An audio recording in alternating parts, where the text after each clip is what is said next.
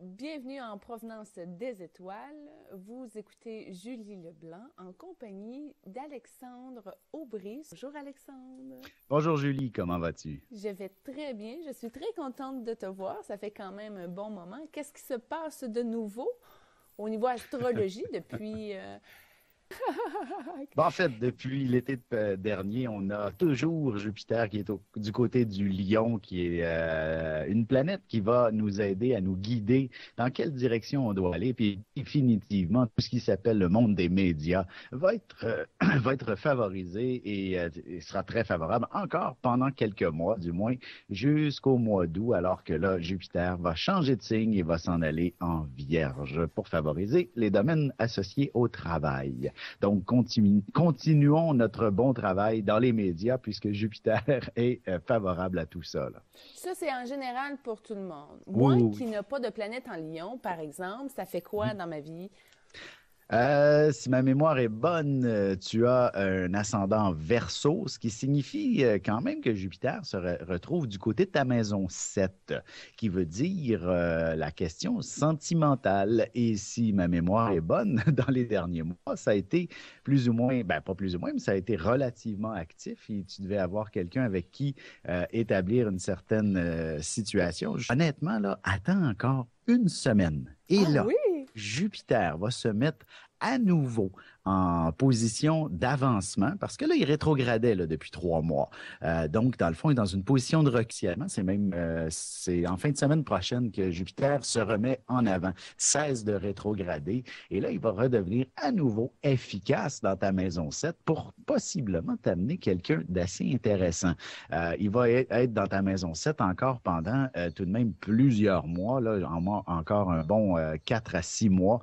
Alors, je te dis pas que c'est la semaine prochaine que le prince charmant se présente pour toi, mais d'ici les prochaines semaines, les prochains mois, il serait vraiment pas étonnant que ça se développe de ce côté-là. Alors, sois patiente et sois optimiste. Il y a sûrement un bel amoureux qui va se présenter là. Si on regarde mon parcours, Alexandre, je fais une parenthèse. Moi, ça fait 4 ans que je suis divorcée. Ça Mhm. fait 4 ans que je suis patiente. La Oui. patience, là, astrologiquement parlant, pourquoi c'est Mhm. long? Ça prend des années. Il n'y a pas moyen d'aller plus vite. Écoute, tu es quand même scorpion et un scorpion a besoin d'une relation habituellement assez fusionnelle pour Ouais. être amoureuse. Et tu portes, dans le fond, la contradiction même de ton signe, le verso. Donc, à l'ascendant verso, un scorpion ascendant verso est une contradiction en soi. Oui, c'est possible. Tu sais, je veux dire, vous allez me dire, ça se peut pas d'être quelqu'un de contradictoire. Oui, tout est Oui. possible. Effectivement, tu en es la preuve vivante.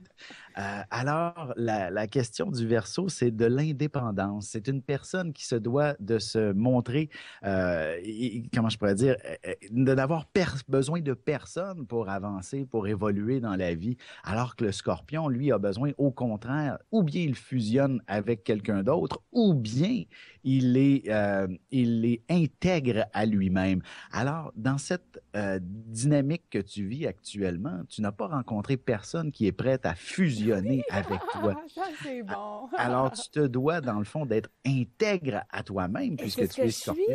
Ben Et oui. voilà, ça, tu vas toujours le demeurer. Étant donné qu'il n'y a personne qui ne veut fusionner dans ton monde, tu te dois de rester indépendante et d'avancer dans la vie de cette manière-là, donc de façon un peu plus seule, individuelle. Mais c'est sûr, ce n'est pas nécessairement ta nature que d'être aussi seul et isolé.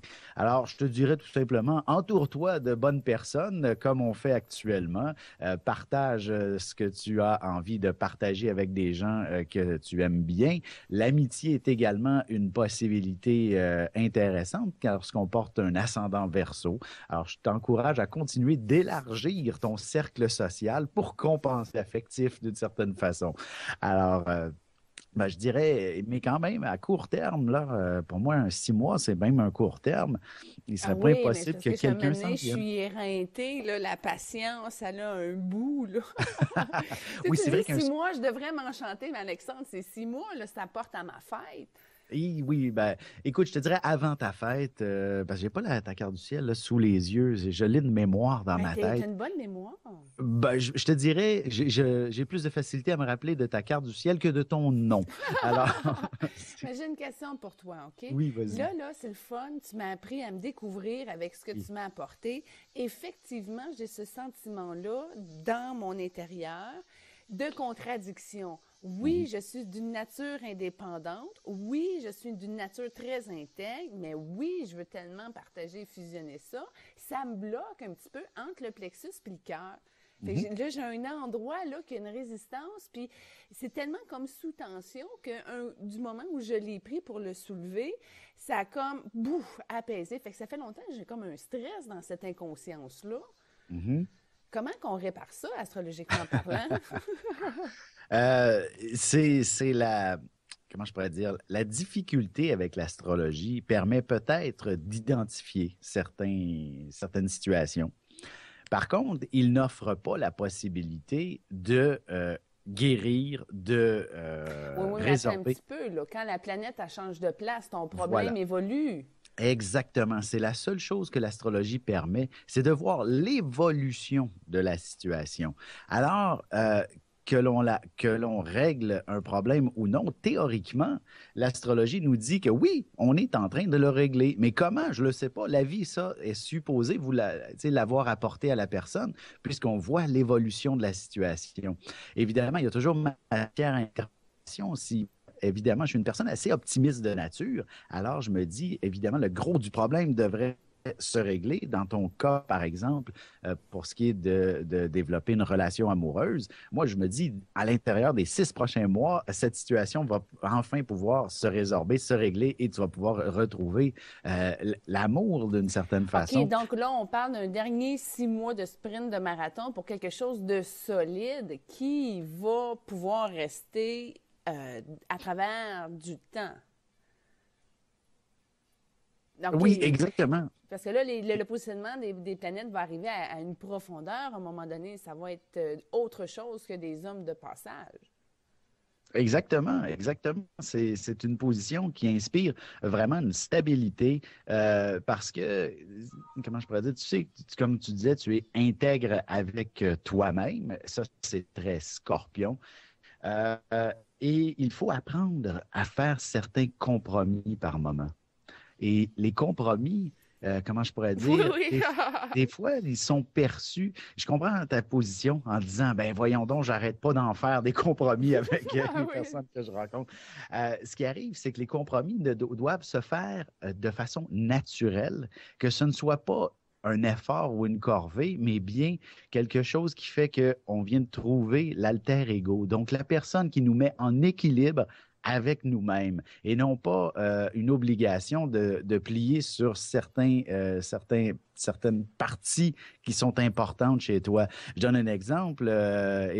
J'ai été déjà aussi pendant un certain temps célibataire avec enfant, bien entendu, et je rencontrais souvent des femmes avec qui ça ne pouvait pas concorder ma vie familiale et avec la personne avec qui je rencontrais. Alors, c'était difficile de concilier les deux et mes enfants ne sont pas quelque chose que je peux compromettre. Alors, ils sont partie intégrante de ma personne et je devais mettre un terme à cette relation-là parce que je ne pouvais pas faire ce compromis-là que d'abandonner mes enfants pour développer une relation amoureuse indépendamment de mes enfants. Et je pense que c'est la même situation que tu peux vivre Ben, aussi pour tous par les parents moment. du Québec célibataires. Tu sais. Exactement, exactement.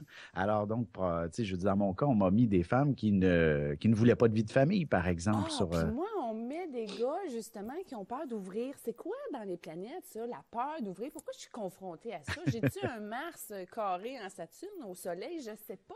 Pourquoi que j'ai des gens qui sont dans la fermeture de se reconnaître, déjà, tu sais?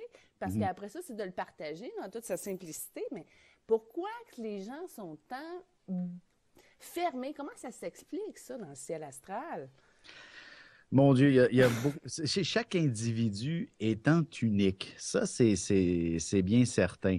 Je te dirais, écoute, tout dépendant de chaque personne. Puis ça, on peut peut-être s'amuser à élaborer un petit peu rapidement, juste pour bien démystifier chacun des 12 signes. Mais Oui, là, ça ne veut pas dire que chaque individu est associé, je veux dire, vit l'amour en fonction de son signe carrément. Je donne un exemple. Si on commence par le bélier, signe, puis on va le mettre au culin puisqu'on te parle à toi, là, oui, oui, qui oui. est une femme. Alors, un homme bélier est fondamentalement un homme d'action. Il a besoin de bouger. Alors, donc, sa vie sentimentale se doit de se vivre avec quelqu'un où il faut bouger, il faut explorer, il faut découvrir.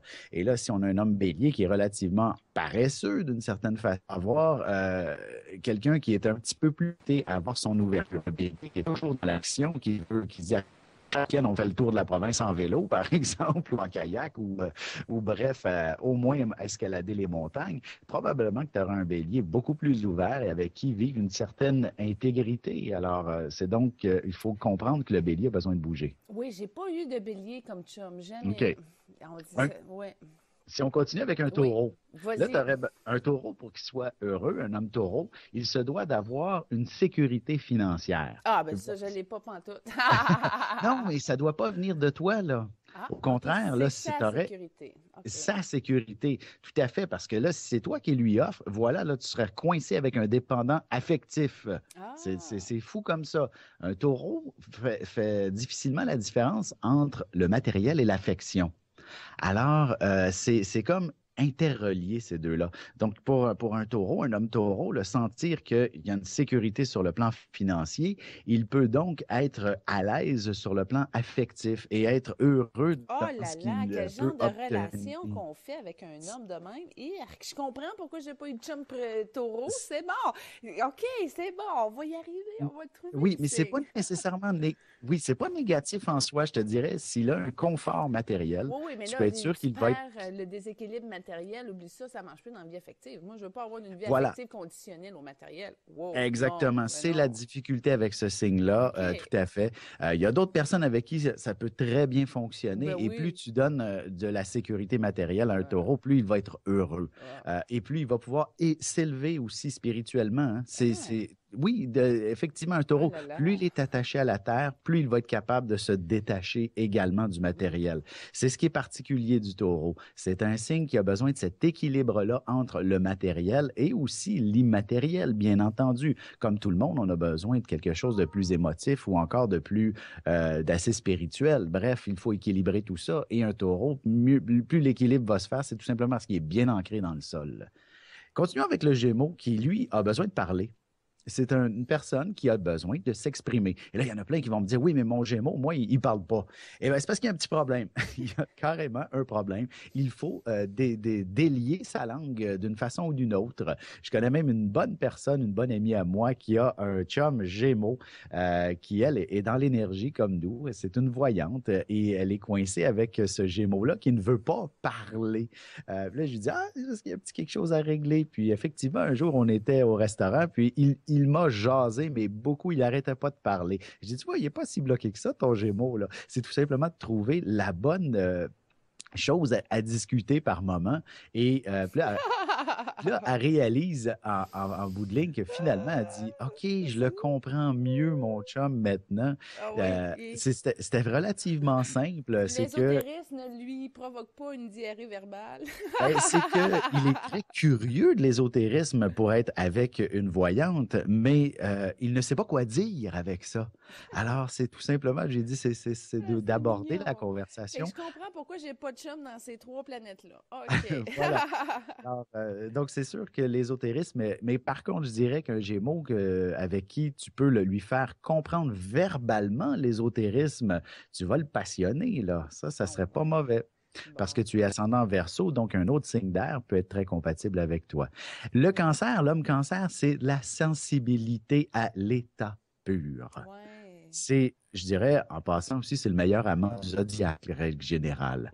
Mhm. Alors, tu pourrais avoir beaucoup de plaisir. Cependant, tu dois, en contrepartie, t'attendre à devoir jouer un peu à la maman avec cet Ouais. homme-là. c'est la contrepartie. Mais l'équilibre peut être intéressant aussi. Ah. Alors, il y a un peu un côté soupe au lait par moment. Les émotions débordent, mais de temps à autre, c'est assez passionnant lorsque il s'agit d'émotions positives et dynamiques. Fait que dans Mais le des fond, ça me prendrait un bélier ascendant cancer. Oui, Et oh là! ça serait bien, ça serait bien. Si on continue sur le zodiaque avec le lion, alors là, tu as quelqu'un où qu'il se doit d'être important dans ton cœur, dans ta vie. Tu as besoin de quelqu'un, tu as besoin de cette personne-là, je dirais, elle est avant tout, c'est ça, c'est le mot, l'importance. L'homme lion a besoin d'être mis en valeur dans une relation. Il se doit d'être la personne la plus chérie, la plus désirée à tes yeux. Puis je te dirais qu'astrologiquement parlant, c'est pas mauvais un lion avec toi puisqu'il s'agit tout de même de la maison 7. T'es sérieux? Écoute, Alexandre, tu me dis ça, puis j'apprends quelque chose de nouveau parce que je suis racisme du lion. Les gars lions, je prends même pas la peine, je passe à côté, je te jure. Ah. Mon Ouh. papa est lion. Ah, Puis OK. le lion, non. Je suis discriminatoire du lion.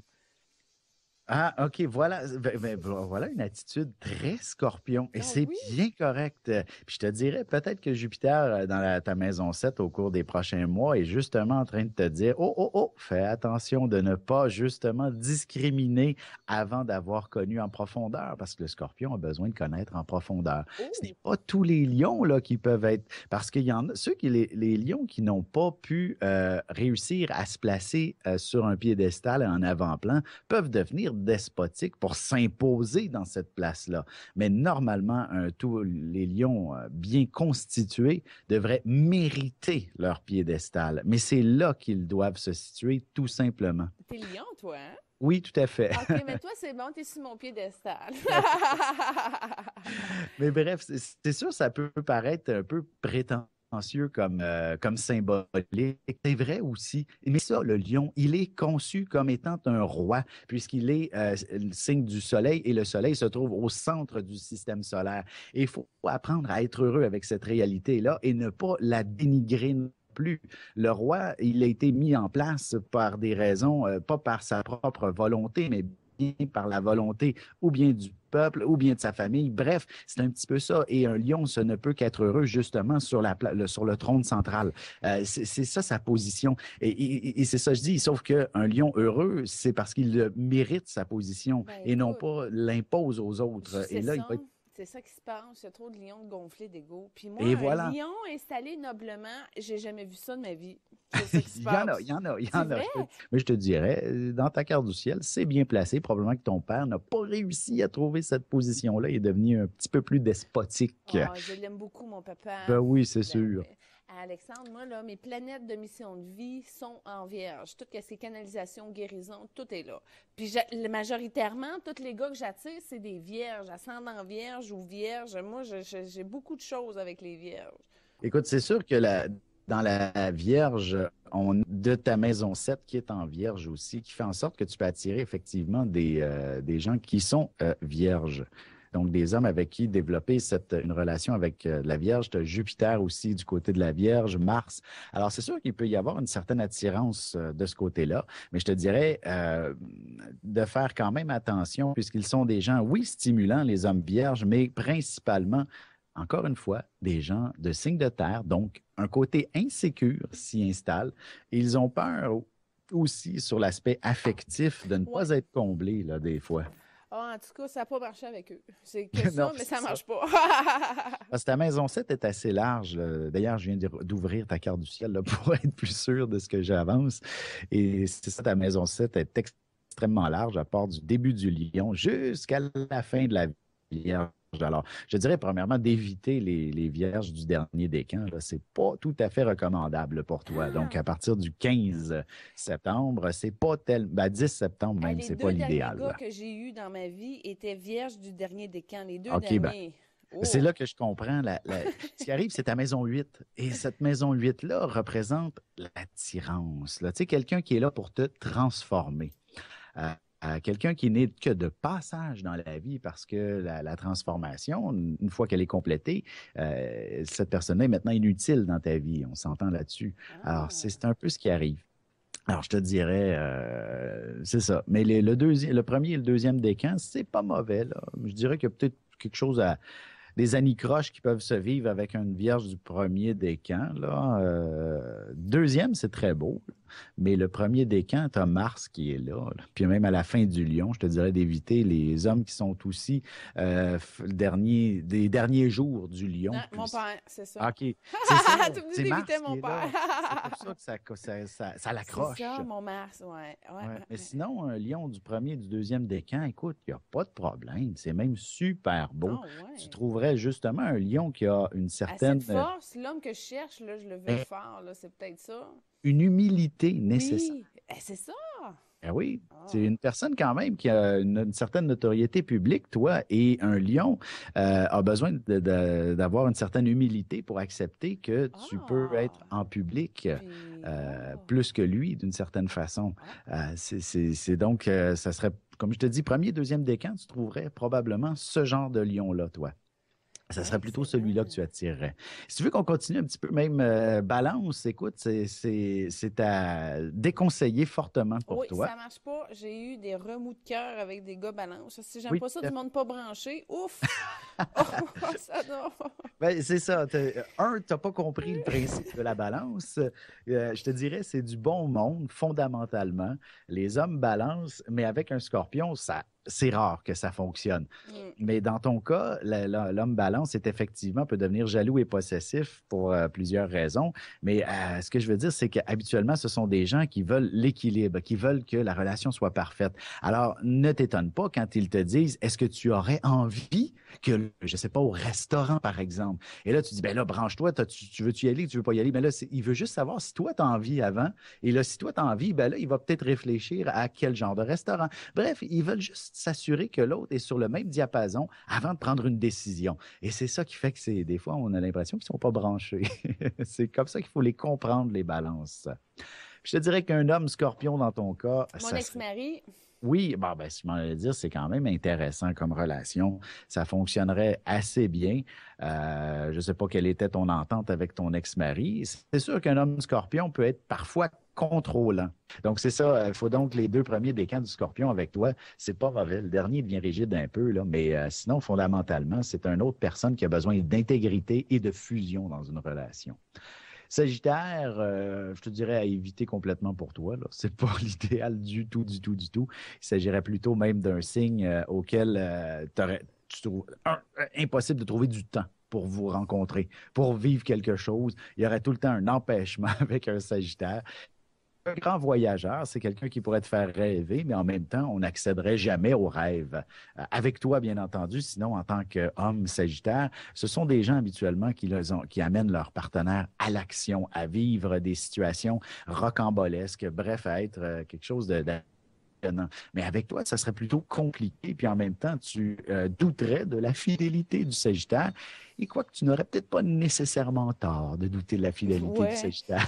Écoute, c'est drôle parce qu'instinctivement, j'en ai pas de Sagittaire autour de moi. C'est très spécial. Parce qu'effectivement, Sagittaire, je te dirais, là, par expérience là, de bureau, etc., ce sont pour les hommes le signe le plus infidèle qu'il n'y a pas. Pour diverses raisons, là, chacun a sa bonne raison, bien entendu. C'est des gens passionnés, mais certains sont capables de se contrôler et de ne pas être infidèles parce qu'ils sont avec la femme parfaite, selon eux. Je te dirais, curieusement, avec toi, tu les inciterais à être infidèles. Oui. Le Capricorne, c'est un bon signe, mais avec toi, ça serait une incompréhension des plus totales. Il y a quelque chose qui ne marche pas entre toi et le Capricorne. Même si tu rencontres quelqu'un qui est, tu sais, je veux dire, dans l'énergie, un homme ésotérique jusqu'au bout des ongles, vous ne vous comprendriez pas. Lui se mettrait à méditer d'un sens et toi dans l'autre et vous ne vous rencontreriez jamais, même si vous êtes pareils. Je ne sais pas si tu comprends ce que je veux dire. Absolument. Vous seriez vraiment d'un côté comme de l'autre sans jamais être capable de vous comprendre. Mais sinon, c'est des gens très sérieux fondamentalement, les Capricornes. Puis lorsqu'ils s'investissent dans une relation de couple, ce n'est pas nécessairement fusionnel, mais c'est tout de même dans un but de long terme. Alors, c'est pas mauvais. Verseau, c'est très positif avec toi puisque tu es ascendant Verseau. C'est donc quelqu'un avec qui, justement, explorer les différences différentes sphères de la spiritualité à la limite, tout comme les différentes sphères matérielles. C'est quelqu'un avec qui il y aurait beaucoup d'action, à quelqu'un avec qui il y aurait quelque chose d'assez spécial à vivre, parce que les Verseaux, surtout les hommes Verseaux, sont, on peut dire, très pragmatiques, mais en même temps, tout autant curieux. Donc, ils sont tout l'un et tout l'autre, et je te dirais, ça te ressemble un peu, ce type d'homme-là. Tous les Verseaux que j'ai connus, c'était des courants d'air qui ne voulaient pas s'engager. Je n'ai jamais vu aucune compatibilité avec un Verseau. Au contraire, ils me font peur. Mais t'en as rencontré? Bon, peu.